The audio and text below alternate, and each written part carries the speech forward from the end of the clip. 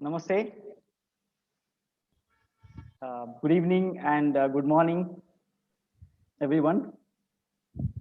Welcome to the 8-part webinar series, Mindfulness on the Go.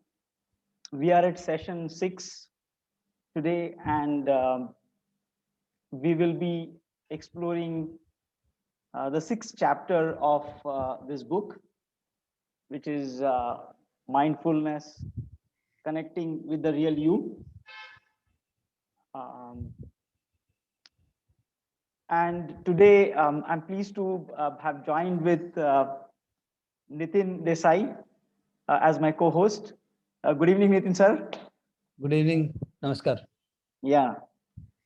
Now, a couple of logistics announcements, and then I'll introduce Nitin ji.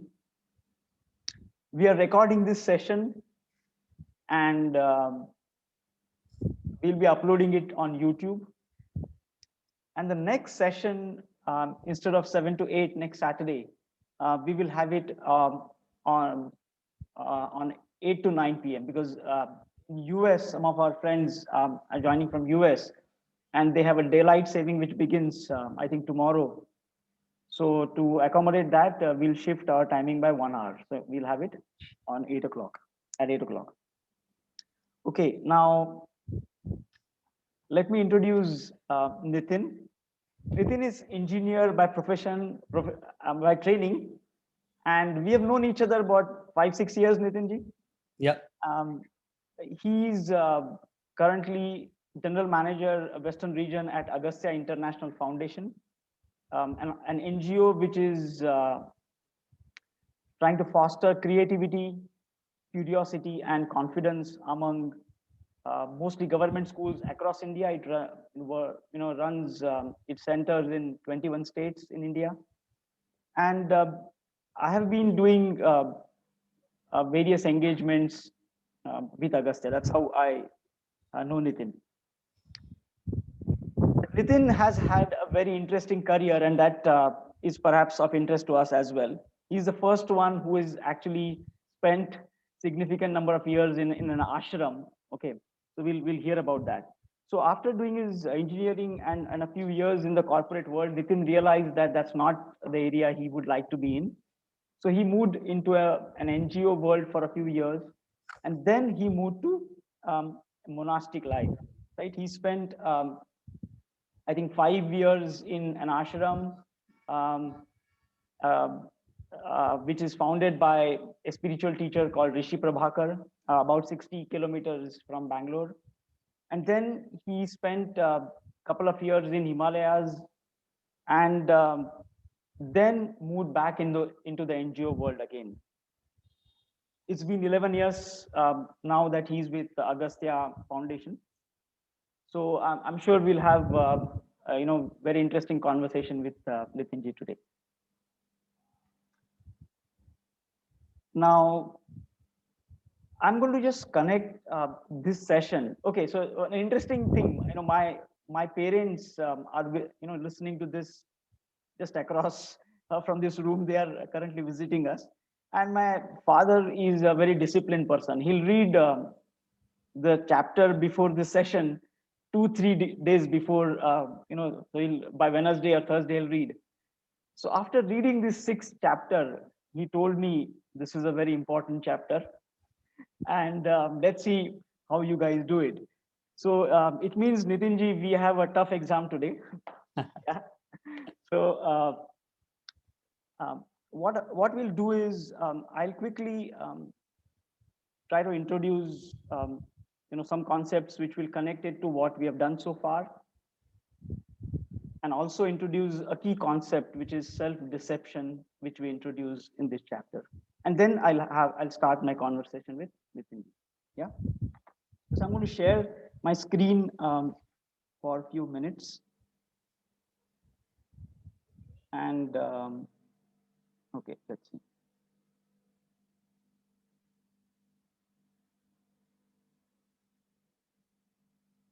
Okay.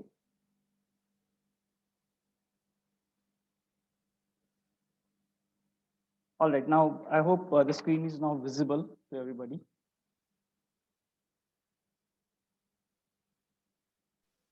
So this is the definition which actually we have been using for past few sessions, which is what is mindfulness? Mindfulness is a process of learning to see clearly despite fast, automatic, and biased thinking, anytime, anywhere. Now, one element which is not emphasized here, and I feel it's an important thing to at least mention that what this is not about is we are not trying to change anything. We are trying to see clearly, and we are not trying to, especially, we are not trying to change the world. And there are many people for whom changing the world would be very important. One should have the right political party in power. One should have poverty removed, education system to be significantly better, all kinds of things. This is not what mindfulness is about as we are talking here. So I just wanted to bring that out. We could always discuss this. In chapter 5, we introduced and explored a very important hypothesis. Behind every sustained negative emotion, there is an assumption of absolute necessity. And this, we said, is one of the core hypotheses of the book itself. And we will meet today a close cousin of this particular hypothesis.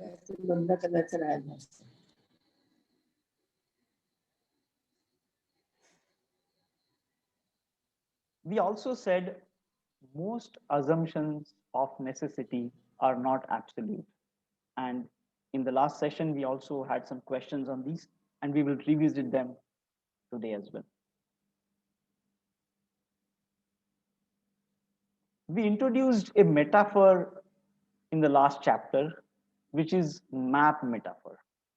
We said that we carry a map of the world in our mind, and in fact, what we see is 80% of what we see comes from this map, while only 20% actually comes from the sensory input.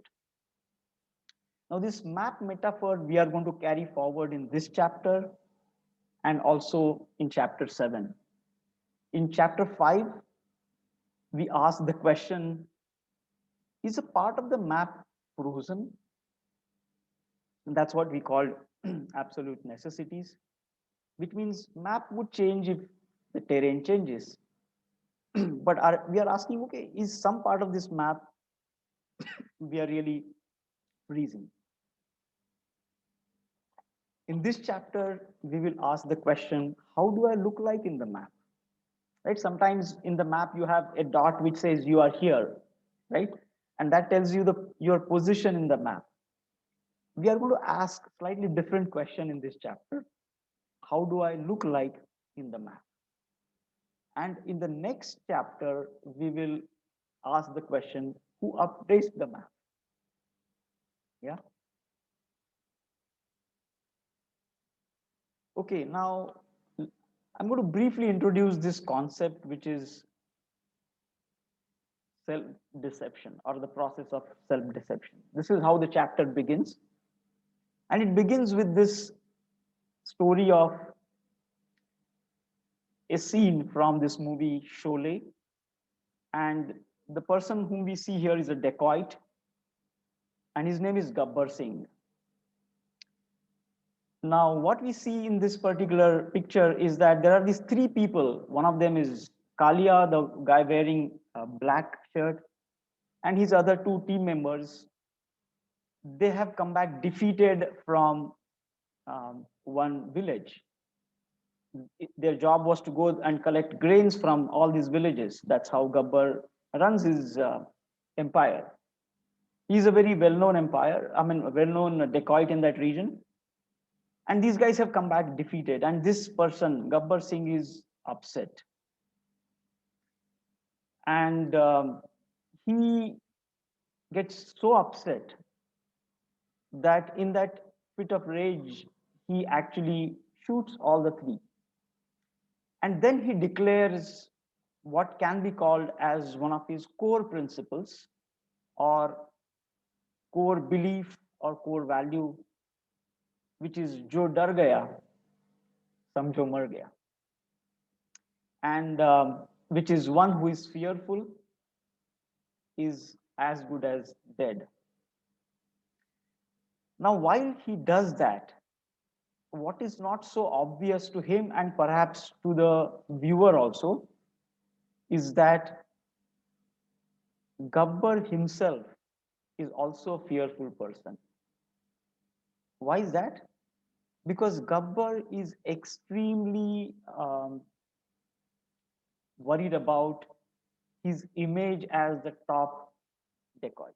He's such a feared person that far off places, moms are using his name to put their babies to sleep, right? He's aware of that, and that's his image. And when that image is under threat, Gabbar actually is worried. He's fearful. So this is something he's not even aware of because as far as he's concerned, the principle is one who is fearful is as good as dead. So it's something like Hitler becoming aware that maybe he somewhere in his ancestry there is somebody who is Jewish, right? I mean, there was some news of that kind which was published during his time, and he was actually very, very upset, yeah, for some time.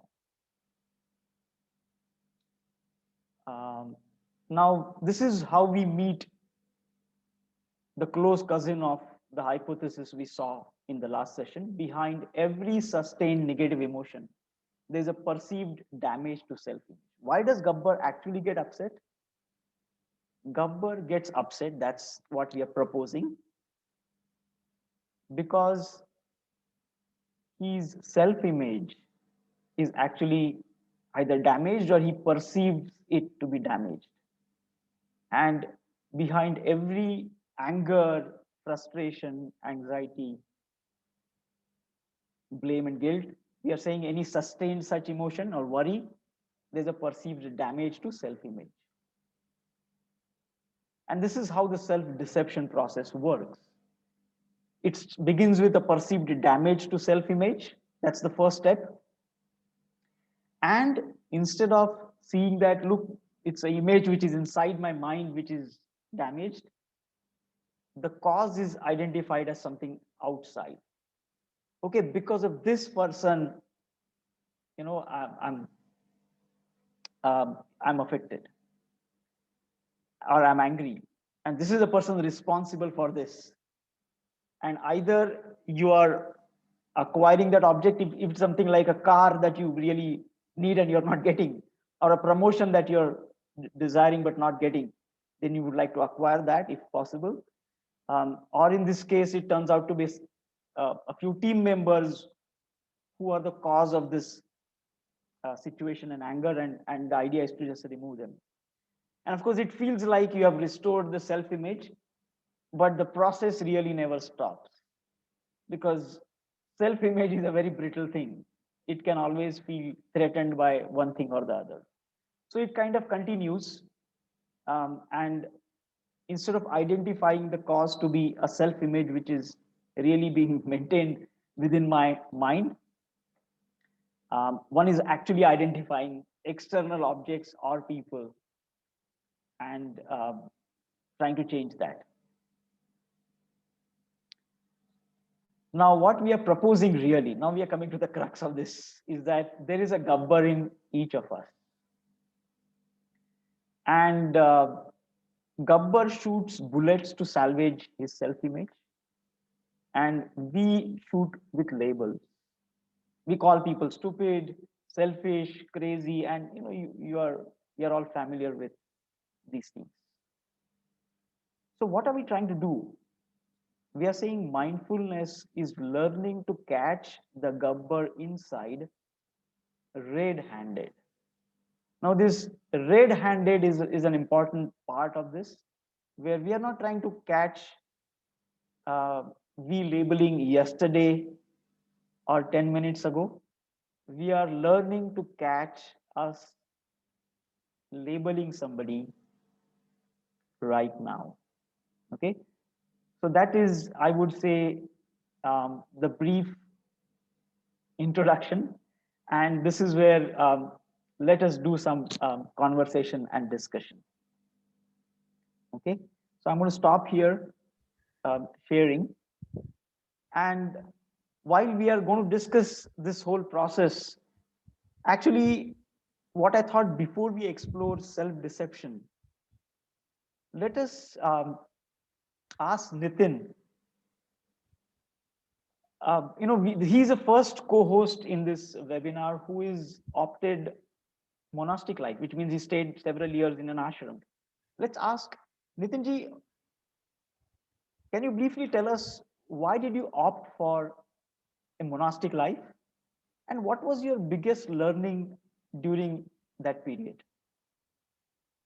Yeah. Good evening. Thank you, Vinayji, for this opportunity. Your father was right and is right. This chapter is really very interesting, and I'm very happy. I've read it a couple of times. Uh, and namaste to all. To answer your question, I mean, before jumping to ashram, I was busy with perhaps polishing my image, which in that run, I was also there in that path. And there were a couple of readings I went through, there were some fundamental questions which I started asking, couldn't find the answer. And perhaps the easy way was to, like what you just mentioned, like Gabbar, Gabbar shoots, but we start labeling. I also started labeling, ye sahi nahi hai, this is not right, that is not right. So there are a lot of things I was going through during that time, and then I decided to move to a village from an urban setting to a rural setting. Then stayed in a village for a couple of years, worked with farmers, and then moved on to a ashram and stayed there for a couple of years. So there are a lot of interesting learnings. One of the learnings I can share is the way I function, or the way we function is something I can put like this: with and for. If I'm if my action is for something, or it is with something. To give you an example, is my action for happiness or with happiness? That was something I started looking deeply, and there is a lot of difference if I uh, operate with happiness or with joy. So that was one of the learnings.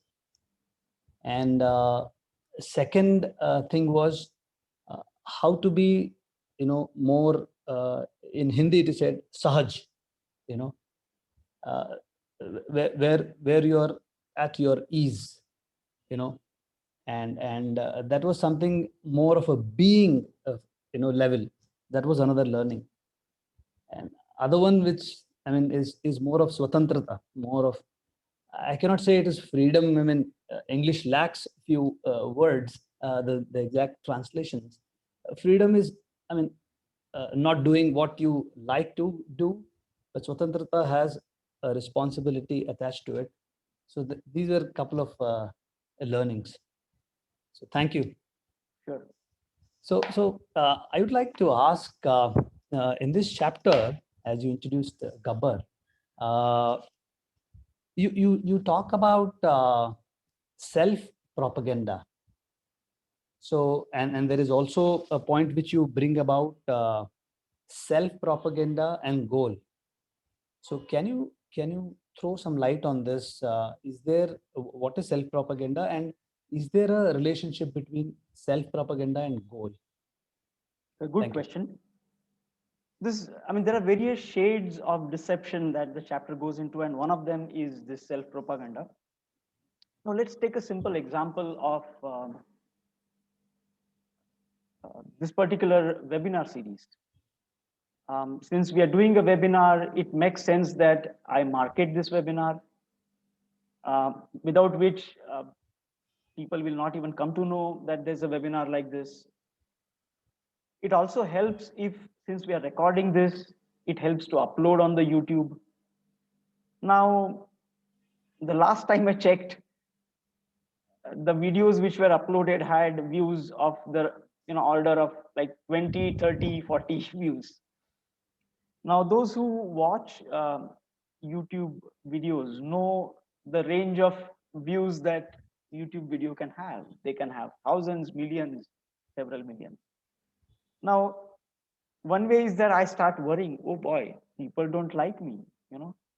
Um, and I know I only have 20 views. I'm not popular, and things like that. Now, a simple goal of marketing, making the video available to people can slowly become part of my image. The goal has a tendency to become part of my image.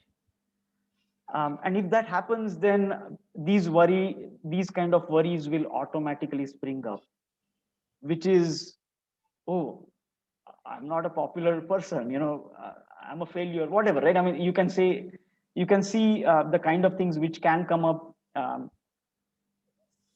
from the likes and views of on the social media. So this is one example where I'm just saying that goal per se has a role, and and then you need to the marketing has a place there to achieve a goal. And in some sense, when the goal can really get integrated with self-image so tightly that I start worrying about the self-image itself, right? Because I'm not meeting the goal, or I might not meet, all right. So this is, and then I may start polishing that image in some ways in order to really make the self-image look better. Yeah. So that's one way I would look at it. Um, Another shade of deception that we discuss in the book is deception by conformity, right? Every society, every culture, every institution, even every ashram, everything has a code book which says, okay, what's good and what's not good, what you should do, what you should not do. And actually, when you conform to that code book, it feels good, it feels secure. In fact, it also feels like I'm progressing, because I'm actually, yeah, they said, okay, you should get good marks, you get good marks, you go to good college, you go to good college. All the code book that lays out, when you follow that, it actually feels really, really good. Okay. So, Nitinji, one question to you would be, how was your experience, especially in an ashram setting, um, about this code book conformity, um, and feeling perhaps secure and, I don't know, perhaps even progress? Yeah. Um, as you rightly mentioned, these code books are very subtle. I mean, we don't know that these code books exist, in the first place, in any ashram or any nation, any setting.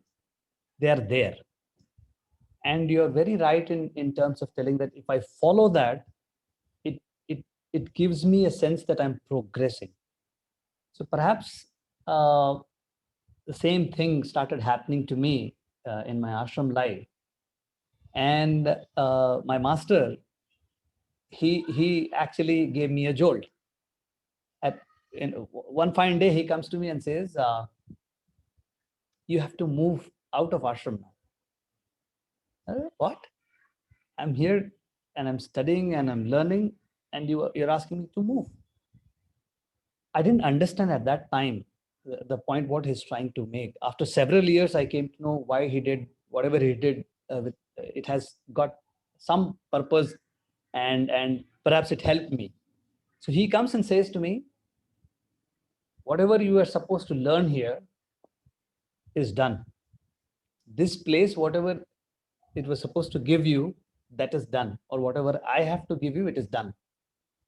Some other Nitin has to come here, so you have to move out. So it was something very difficult for me to understand why is this happening to me. So uh, so I took some time, almost a year and a half, went around Himalayas and started, contemplating on a lot of things. And then perhaps after many years, I could understand this particular you know thing, which really helped me a lot. So I was lucky that somebody pushed me, you know. So a person here or an incident can push, or some reading can push. So that was that thing. So Vinayji, this code book, there is something interesting you have brought in the book, and it says, you mentioned here, code book is context related, right? When context changes, one should, perhaps see from a different lens. But this transition uh, doesn't happen that smoothly, or this understanding, this process doesn't happen so smoothly. So can you just share your views on that? Yeah. So first of all, Nitinji, this is a good question, and you mentioned that it's a very subtle thing. This whole code book business is a very subtle thing. It's not like a textbook which writes down all these things,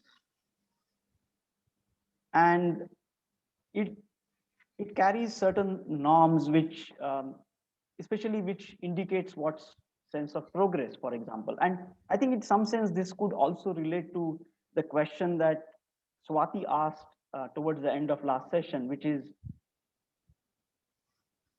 what happens when core principles or core beliefs you begin to question, right? For me, just to give you a little bit of personal experience, I was a good student, did well in school and college, studied engineering in a very good school, and went to US and doing PhD. Right, all along, I feel that I carried a sense of progress. I was following uh, the code book pretty much, and doing pretty well in that. And people around me uh, were, of course, giving feedback that yes, this is indeed progress. You are doing very well. So the notion of sense of progress was fairly deeply ingrained in me until, I don't know. I mean, there is no specific incident that I can specifically see, but I began to see that even let's say PhD students, the means they might use to get their papers published. I mean, there is a race in every game, and professors to get tenure, um, people to get citizenship or green card. So the kind of anxiety people go through and the kind of compromises they need to make, somewhere the question was raised: is this indeed, is this really progress? And then also, that's around the time I read books by spiritual teachers like Jiddu Krishnamurti and Ramana Maharshi, and they both of them um, questioned the notion of progress itself. And while I didn't understand why that is so, the feeling that I remember, and these are of course memories which are they can they may not be very clear, was that it feels like the ground is shaking. I mean, as they say, the rug is being pulled under your feet, because the, you have had some core principles, or you had some beliefs which were very, very core to, I think, your identity, your image. And suddenly questions are being raised as to, is this real? I mean, is what you considered real, is this real at all? And that can shake you up pretty badly, right? Because whatever was meaningful suddenly stops being meaningful. And in such a situation, I'm not surprised if somehow thought tries to do hodgepodge. He says, no, don't worry. I mean, don't worry about these things. You just follow this code book. Don't worry. I mean, these are not so important. Because the feeling of um, um emptiness, feeling of meaninglessness can be quite scary, right? Your ground is shaking. So you want ground to be firm. And the code book actually offers that firmness. And hence, Nitinji, I'm not surprised when a thought intervenes and creates a story and tells, don't worry about these questions, park them. You focus on the next goal to be achieved. Maybe you have to finish your PhD, then get a job, marriage, green card, whatever. There's nothing wrong per se in these, but whether there is indeed a sense of security or progress in these questions are indeed important. And hence I feel your question was, it's quite possible that it doesn't happen so smoothly for most of us. um, Now, what's the next thing we should discuss, Nitinji? There are, of course, um, couple of okay. Do we do we want to discuss? So there's some questions and observations there. Okay. Okay. Do we want to first discuss couple of 1 or 2 points we wanted to discuss this? Yeah. Yeah. Um, So the last point, yeah. yes, thank you. I mean, there are a couple of very interesting points which you have shared in the book. Particularly a point about a constant preoccupation. I felt it was very profound, where you talk about constant preoccupation. Can you share uh, your can you please throw some light on this? Okay, what's the full sentence? Constant preoccupation of, what does it say? It says constant preoccupation makes us insensitive to surroundings. Yeah, yeah. Of course, this kind of connects to the Kishan that we saw in the beginning, the first session itself, who is doing this Fala Fula Gulab Jala. He's counting these, bookkeeping, we call it.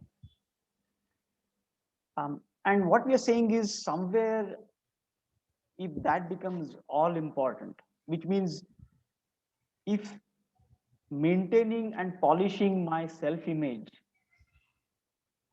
through financial security, through gaining knowledge, acquiring knowledge, doing well in the job, I mean, all these are important. But when it becomes all consuming, which means that's the only thing which becomes important, then there may not be any space to actually see clearly, right? Which is what we said, we get lost in thought, and that becomes a preoccupation, which means I mean, I don't have time really. This keeps me so busy that I don't see very clearly what's going on, and I don't even see not only the emotions and feelings of people around me and the nature and flowers around me, but what we are also seeing is that it's very difficult to see the deception process also, right? Which means when Lachi tells Kishan, this is the first example we saw where self-deception happens.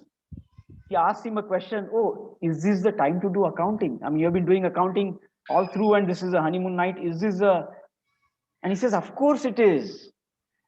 Now, this is where the justification process happens. And I'm a right, by the way, right? So I have to make sure that my next goal is achieved and perhaps exceeded and excelled. And that's the preoccupation. And where would there be any space to see actually what's going on? And what we are seeing is, seeing this what's going on um, as a process is a very important aspect to see. Yeah. So somewhere we tend to in the name of reaching the next level, we keep ourselves occupied, or doing this, doing that, or continuously looking something or the other. Yeah.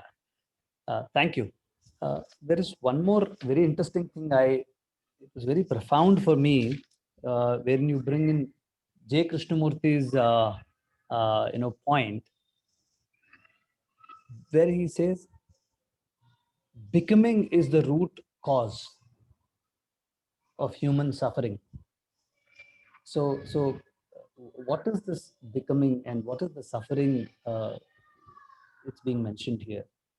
I guess it's in some sense related to what we are saying, is that finally self-image, which is my image. What is self-image? Self-image, of course, is my body image,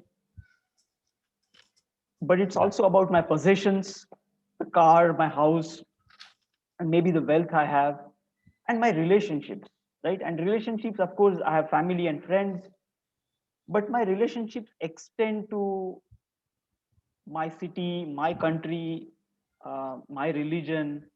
So anything really where I'm attaching the word my, right? And process of becoming is making this image better and better. Really, I mean, that's what progress is, right? I mean, I should be a better, let's say if I'm doing my consulting work, I should be now better consultant. If I'm making some money, I should make more money. So I think one defines different parameters.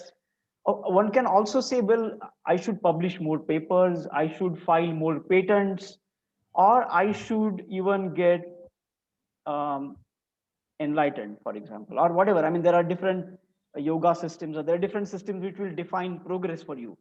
Patanjali Yoga Sutra will have 7 stages of progress. So um, there are different ways to define progress, and one say, okay, now I need to reach next stage, whichever it is. Even in well-being, I want to have different. So this is process of becoming. Once one defines self-image, or the self-image gets defined, one Mhm. starts measuring the next stage, and that becomes the preoccupation, as you said. Mhm. And that is all consuming, I guess. And once it is all consuming, the Gabbar is always afraid, because there is always a possibility that my image will get a dent, and True. I'm scared, and I don't want to admit. So I'll find somebody, some bakra, to to say it's because of you. That's something. Yeah. Yeah. So thank you. So there is another very interesting aspect in the book, in this chapter, and you talk about a fisherman, Valya. Yeah. Yeah, Valya, that's yes. Valya. It's very interesting where Valya is actually looting the passers-by, and Narada. I mean, the story goes where Narada comes, and Valya asks him to give all his whatever he has, and Narada asks the question that why are you doing this? Yeah, and Valya says, I'm doing it for my family. And Narada asks him, please go check with your family, ask with your family, are they ready to share the sins? I mean, yeah, willing to share your sins. Valya goes and asks, and the family is not ready. ये आपका है, this is yours. We are not ready to be part of this sin. So that perhaps is one of the deceptions, and Valya gets initiated by Narada, and Valya does all whatever required, and he becomes Maharshi Valmiki. Yeah. And today is Valmiki Jayanti. Yeah. You Yeah. know, yeah. Yeah. Somebody. I just typed it. Okay, okay, you typed it. So Dinesh, you mentioned the erstwhile Gabbar. I mean, Valmiki can be you know uh, the erstwhile Gabbar, and see why is learning to perceive the self deception is important. I mean, in the chapter you bring in, what if Gabbar becomes aware of his self deception? Can you please share something on this. Self-deception is a fairly deeply ingrained process. Um, and it can just occupy a complete life. And, that's what we may actually feel. I can just keep telling people how successful I am. As I get older, I will have more and more stories to tell. You know, it can easily occupy a lifetime without actually seeing what's real. And we see that self-image is very, very brittle thing. It can be, it can, what if this happens? Suddenly I realize, oh, my image can get dent here, right? And that's how, so long as I'm trying to manage this self-image and treating it is all important, anxiety and worry are just the other sides of the coin. So it's the same coin and the two sides. So one can't really have just one and not the other. I think it's as simple as that. And hence I feel seeing that is extremely important. Mm-hmm. Yeah. So yeah. No, I mean, it's not that easy. I mean, as you were Yeah. mentioning, Yeah. that it becomes very difficult for people sometimes to accept these things. Perhaps once we start perceiving our own self-deception, Yeah. perhaps it opens up a new possibility. Yes, it opens. Like in case of Valya, Valya, Valmiki. yes. Yeah. Yeah. Yeah. It The can. possibility that he turned into a totally different and person altogether. Yeah. So perhaps the Gabbar within us, Yeah. once he starts seeing, I mean, it Yeah. requires a sense of clarity, a sense of what we call in Agastya, the sense of observation, nirikshan, Yeah. to be aware of what's going around. Yeah. Perhaps opens up a new possibility of oneself, moving to that space. Yeah. Okay. So, It does. Just that we need to be careful that sometimes the goal of becoming a better person um, can certainly sneak in, because why am I trying to see clearly? Because I want to be a better person, or I want to change the world. I want to remove poverty. I want to become education a better thing. So it's such a subtle process of self-deception, where how the goal sneaks in the image, is a very sneak, rather it sort of sneaks in, and starts again becoming part of the same loop. But maybe this is a good time for us to now actually talk to a few of our participants. Is that okay? yeah. Yeah. So okay, all right, guys. Sorry, we discussed longer, but yeah, we are open. Who wants to go? For its observations and questions.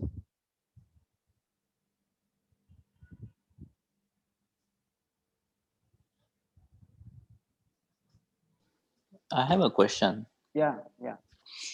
So, what we are essentially saying is that we are building this self image about ourselves, and further, society is actually helping us build it. And then we get trapped into this. The examples that you quoted, whether Valmiki or even Kishan, someone comes along and then questions it. So, do we always need external push or jolt like that to change the perspective, or can it also come from within? Um, so one of the key triggers that so far we have been saying is sustained negative emotion. That is the doorway, which means you're expecting something and it is not happening. I mean, nobody needs to externally tell you, and that is what we get upset about. And that is actually a very good starting point many times, where we get upset, which means we are saying the key hypothesis that behind sustained negative emotion, there is a damage to the self-image. And that can become a point of investigation to see, okay, what's going on? Why am I anxious? Why am I worried? What's the damage that could be possibly. I mean, we can always, there's a possibility that the hypothesis is also not, I mean, either wrong or not relevant there. But that's a good point to check. And that for that checking, you don't need anybody else to ask the question. Of course, people asking question, people are actually talking to you all the time. So actually, that is also an input most of us get from people, from our friends and from family. But you're right. I mean, negative emotion itself is actually a doorway. Does it make sense, Agar? Yes, it does. And I think one other point I was mentioning on my chat window is uh, to make this change, to change the perspective, requires tremendous courage. Okay. And I think that is where many of us lack. Okay. Sometimes we realize that, hey, what I'm doing, I'm on this so-called path of success, but it may not be building my inner happiness. And so to understand and to realize that what I'm doing is wrong and then change it, that courage factor is probably more important. And I think maybe in subsequent session we will touch upon that. Yeah. Um, yeah, it's actually very difficult to it's very difficult to say where that courage can come, because it's as I said, it can appear quite fearful.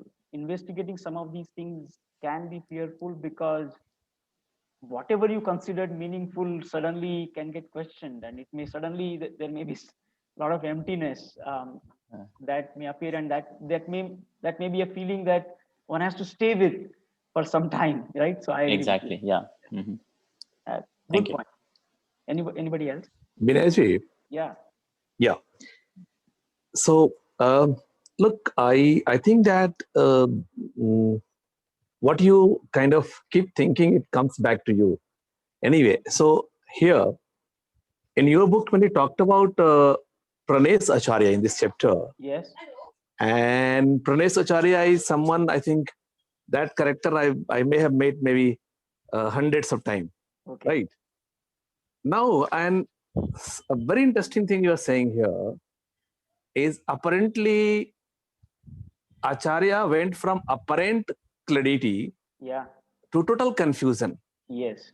Now you are giving a very strong statement, which I also got when I was in my first semester in Azimpur University. And that was like, but being confused is a much better state to be in rather than the states of false clarity. Yes. Now, can you throw some more light in it? Why do you think so? I mean, like, why do I think that being confused is better than having false clarity, right? yeah. See, what is false clarity? False clarity is carrying these beliefs that actually I'm.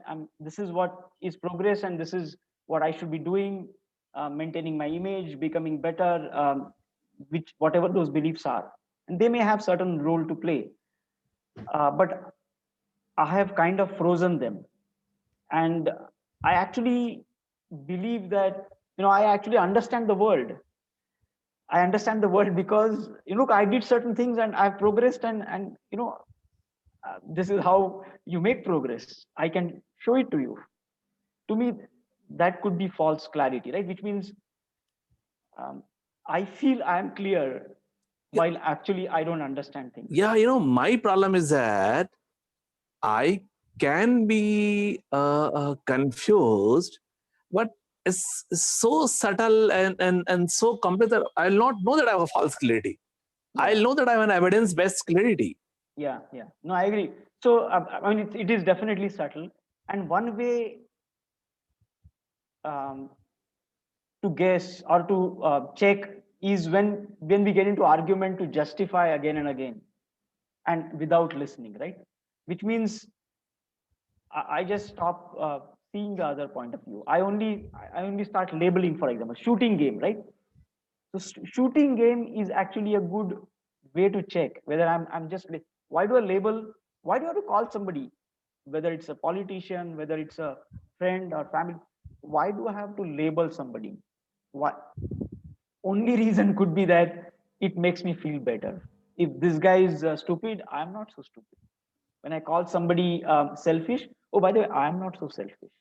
So every time when I label somebody, shoot somebody, um, it gives me a sense of having a better image, and that's based on the clarity that I feel I carry. Right? It further strengthens my thoughts clarity.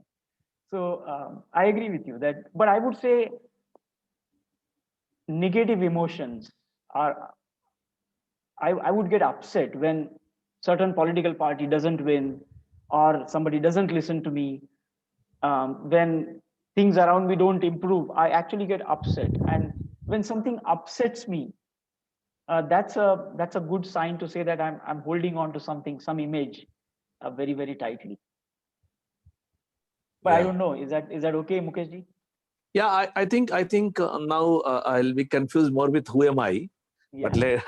but that would be resolved. Thanks. Yeah, it helped. Yeah. It helped. Sure. Hi, Vinay. This is Yeah. Abhijit. Yeah, we did.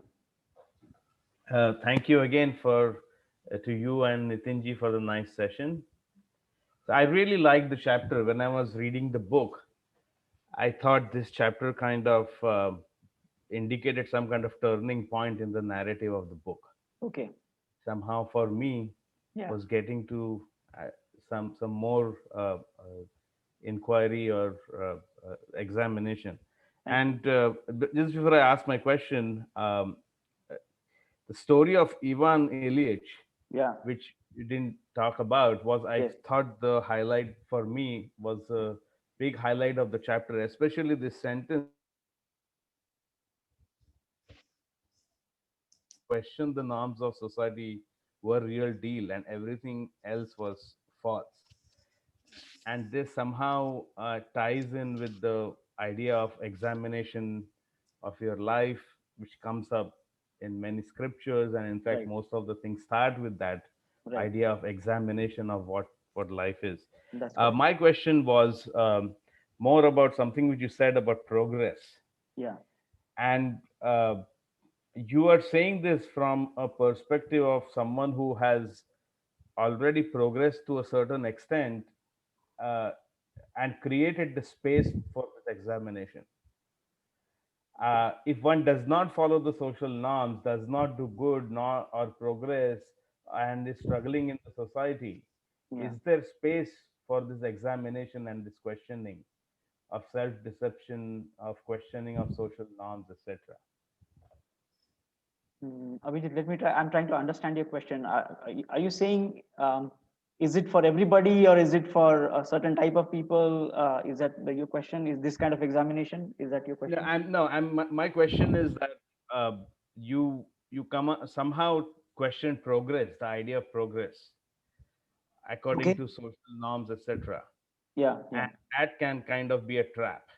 But without progress, Yeah. if you kind of don't follow the social norms and you're Yeah. struggling in society in various ways, Yeah. Yeah. personality wise, success wise, Um, and the moment kind of you you don't follow the social norms to some degree, yeah. you are you you are struggling. You're struggling with various things, to Yeah. fit in the Yeah. society. And in Okay. that space, can you actually is that conducive to examination, Okay. Now, self-examination? good question. So, Abhijit, maybe let's see if the map metaphor helps here. Okay. Now, when can I declare a map to be progress? Okay, map a purpose is to represent the terrain, and it should help me navigate the terrain. And whenever terrain changes, map should update. That's the only purpose. So I think a map is something that is relevant for that terrain. And if I declare a map to be progress, um, and then start being rigid about certain portion of the map, then it may stop helping me navigate, right? So map is never complete actually. Map is only relevant so long as it helps me navigate in the terrain. And so that doesn't mean one should throw away the map. I mean, it doesn't tell me that I should not follow any norms. The idea is not to say, well, I should do opposite of code book. That's not the point. Point is, yeah, one can do. I mean, why not going to temple or church? Why not do puja? Um, why not do anything actually? Why not do any rituals? So long as it doesn't bother you. I mean, suppose let's say I say that look, I should do puja every morning, and I do puja, it feels good, no problem, until I miss one day. I miss one day, one morning, something happens, and then it starts bothering me. Meaning, the whole day I'm thinking, oh God, I missed my morning puja. Now, this is the thing we are saying. This is an indicator for the map to be questioned because it is creating a lot of friction and conflict. So, and it still doesn't mean you should throw away everything that the map has. Maybe it needs to be tweaked a little bit. Everything is okay overall, just that some tweaking is required here and there. And that's the kind of question. And in this whole process, I don't have to ever declare the map to have progressed. It's you can say you can say the two words would be alignment versus achievement. I mean, you're not trying to achieve anything. You're just aligning the map to the changing context. I mean, that's one way to look at it. I don't know if it's, Well, you're not using the word progress. You can say it's evolving. yeah, you could say it's evolving, but evolution doesn't have to have any progress indicator, does it? But there is. Um, Your paradigm is that things don't bother you. So you are. but I'm not claiming that it will not bother me tomorrow. I'm not claiming anything about future. I'm just saying at the moment. So it's only moment to moment. There is That's fine. no. Everything is. I mean, future is only an idea, and you are just. Everything is moment to moment, and your paradigm is that at that particular moment, the number of things which are bothering me are not say less than the number of things which bother me yesterday. Is that why is that? How is that helpful? I mean, isn't that only about polishing self-image?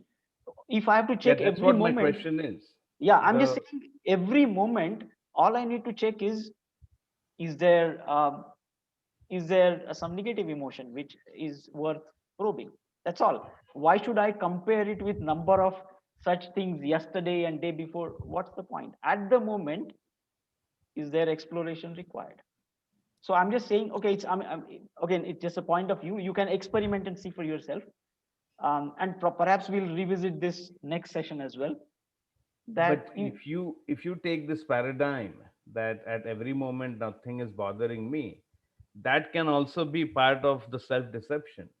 it could be anything can be. I mean, anything can be. I'm just saying it's worth exploration. That's all. Oh, certainly, yes. Yeah, I mean, why not? Thank you. Yeah. Um, any last observation or comment?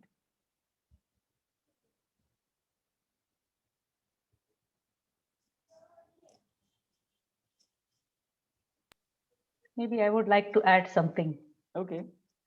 Um, 10 years ago, when I was working in the school, I had a good position, a position that I had really struggled to get into, managerial position.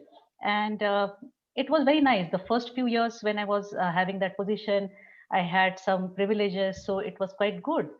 But it so happened that after a point, I could see that people were envying me. I wasn't really getting anything the way I wanted. There was position, but I realized that it comes with a price tag. And when I realized that I'm not really feeling happy holding that position, at one point, I just decided to quit and step down. So I think there is some discussion here that Sagar had put over there. I have done it. Okay, it was a hard decision to step down, and so you struggle to get high up there and then come down suddenly. Uh, but it was a relief. It was really a very, very nice thing that happened to me. Looking back, I feel it's all right. Okay, I'm not really feeling bad at all. So holding a position can bring a lot of negative emotion, and I can really relate to it after reading this chapter. Okay, great. Thanks for sharing, Gauri. Very nice. Nitinji, anything, any comment from your side before we close this time? You've mentioned here what matters is whether I'm perceiving reality correctly, and hence learning to perceive one's self-deception is important. I think that's something very profound I felt, and that comment I'm taking to experiment. Okay, great. Yeah. Thank you. Thank you. Yeah, maybe it's a good point to close. So thank you everybody for joining. I think you can just remind once again about next week's. Yeah, next week we will have this 1 hour later in India time, which is 8 to 9. So for America, it stays the same. The same time. Yeah. So again, thanks everybody for joining, and see you next Thank week. you. Yeah, thank you. Thank you. Thank you. Dhanyavada. Thank you. Thank you. Thank you.